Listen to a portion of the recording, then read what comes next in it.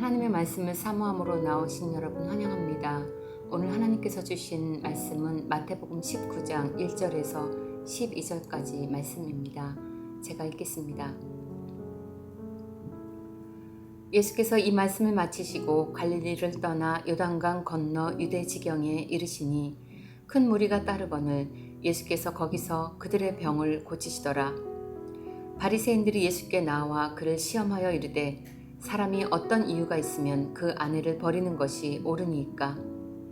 예수께서 대답하여 이르시되 사람을 지으시니가 본래 그들을 남자와 여자로 지으시고 말씀하시기를 그러므로 사람이 그 부모를 떠나서 아내에게 합하여 그 둘이 한 몸이 될지니라 하신 것을 읽지 못하였느냐? 그런즉 이제 둘이 아니요 한 몸이니 그러므로 하나님이 짝지어 주신 것을 사람이 나누지 못할지니라 하시니 여짜오되 그러면 어찌하여 모세는 이혼 증서를 주어서 버리라 명하였나이까?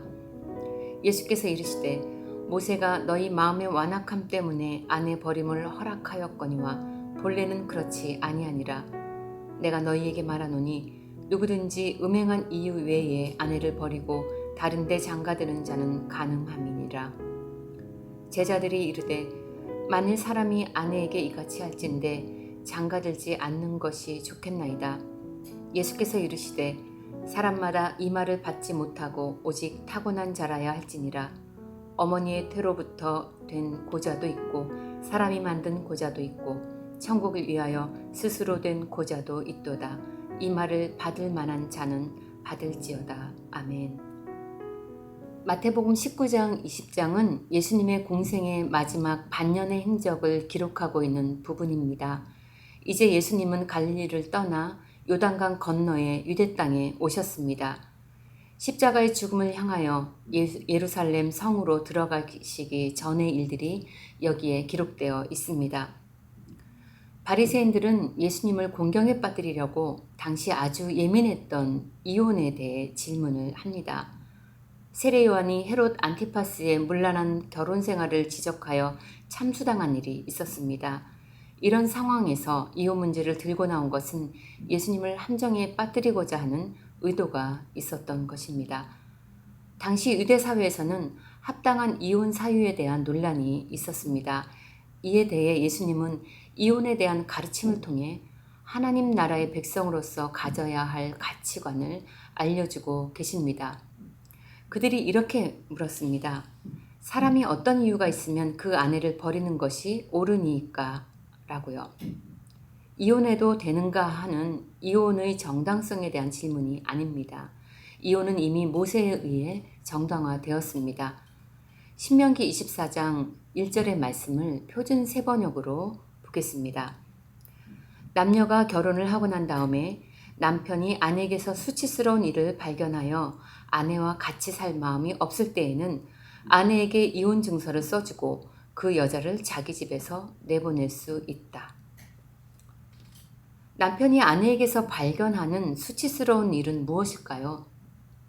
어떤 이유가 있으면 아내를 버리는 것이 정당해질까요? 이들이 예수님께 이것을 묻고 있습니다. 당시 유대학자들 사이에서 이 말씀의 해석 방식에 뜨거운 논쟁이 있었습니다. 당시 유대학자들은 편의대로 확대 해석해서 아내를 버릴 수 있는 명분을 삼고 있었습니다.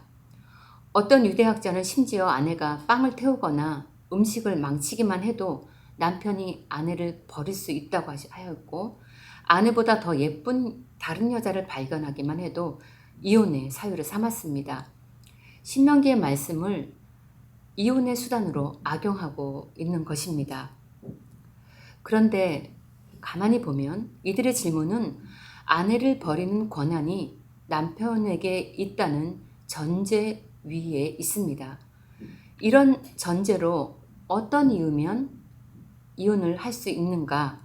라는 이들의 질문은 약자에 대한 배려나 긍휼이 전혀 없는 횡포와도 같습니다.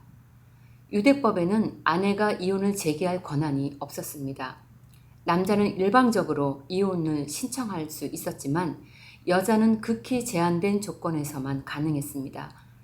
예수님은 율법에 의해 이혼이 정당하다는 전제로 질문하는 그들에게 더 높은 차원으로 그들의 관점을 밝혀주고 계십니다. 결혼에 대한 하나님의 본래 뜻, 하나님의 창조 섭리를 가르치시며 그들의 생각을 깨뜨리고 계십니다.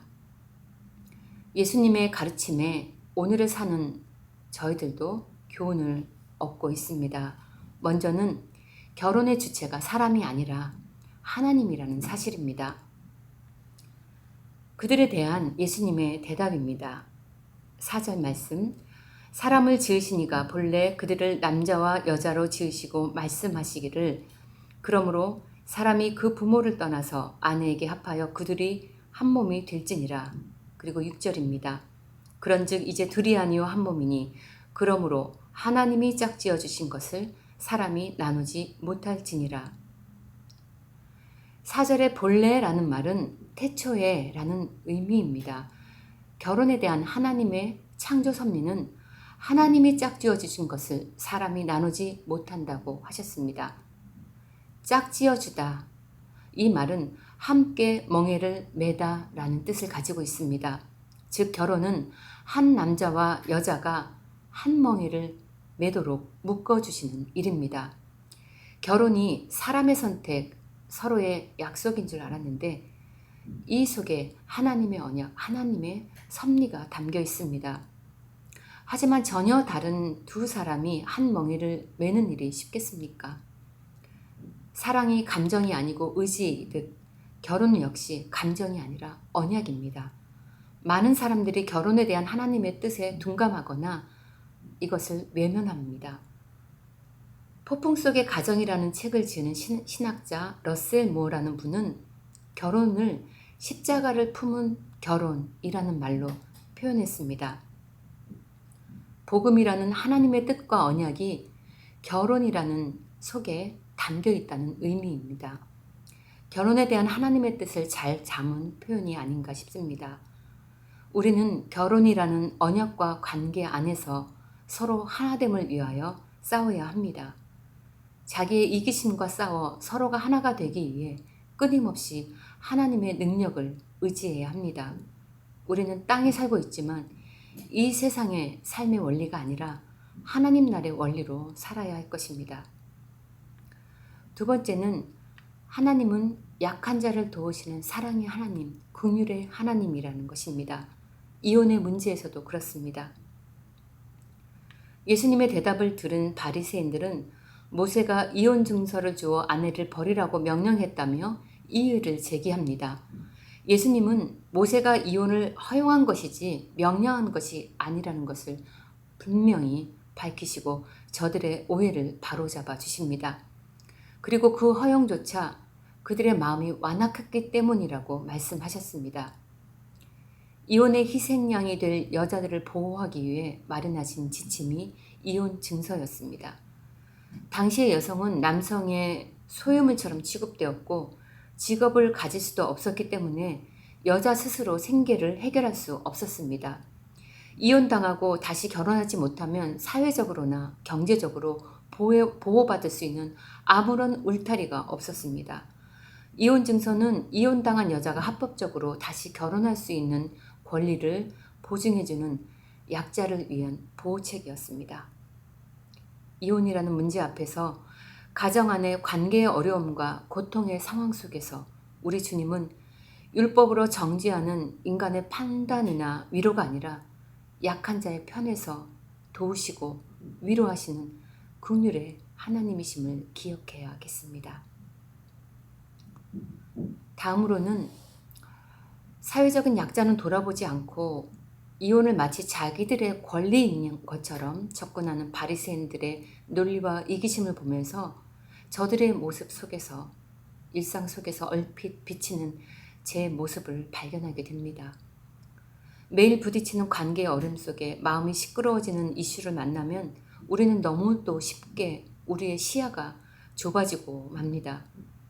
자기 자신을 변호하고 정당화하기 위해서 자기 주장이 계속 마음속에서 올라오고 있음을 발견하곤 하지요.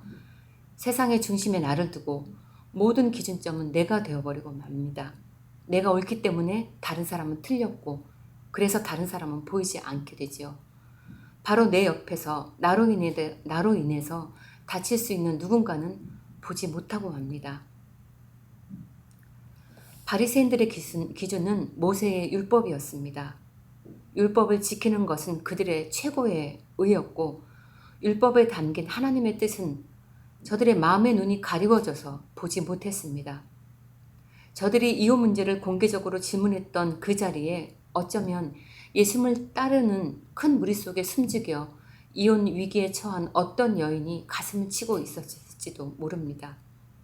그들에게 예수님은 하나님이 결혼을 만드실 때 처음의 뜻을 밝히고 계십니다. 우리가 우리의 기준으로 가득 차 있을 때 한층 높은 차원에서 지금 닥친 문제를 보시는 하나님의 기준을 가질 수 있으면 좋겠습니다. 내가 기준이 아니라 하나님이 기준이십니다. 내 관점이 아니라 하나님이 어떻게 보시든가가 중요합니다. 오늘 말씀을 통해서 하나님이 창조하신 결혼의 뜻을 새기고 우리 가정과 오늘 하루 여정에서 하나님의 뜻에 우리 마음을 조율하면서 주님을 따라가는 그런 하루 되시기를 축복합니다. 기도하시겠습니다. 하나님 아버지, 하나님의 섭리 안에서 세우신 저희들 각 가정에 하나님의 언약과 뜻을 이루어 주옵소서. 성령 안에서 사랑과 연합을 배우고 경험하는 저희들 되게 하여 주옵소서. 예수님의 이름으로 기도합니다. 아멘.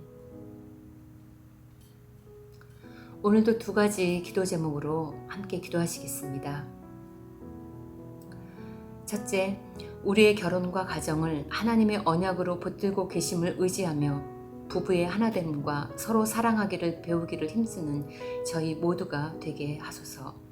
관계의 어려움 속에서 나 중심의 관점이 아닌 하나님의 관점으로 상황을 해석하는 은혜를 주옵소서. 둘째, 기쁨이 되는 교회 공동체가 성령 안에서 하나됨을 경험하게 하옵소서. 서로 불쌍히 여기며 약한 자를 돌아보고 세워가는 사랑의 공동체, 긍휼의 공동체로 자라가게 하옵소서. 함께 기도하시겠습니다.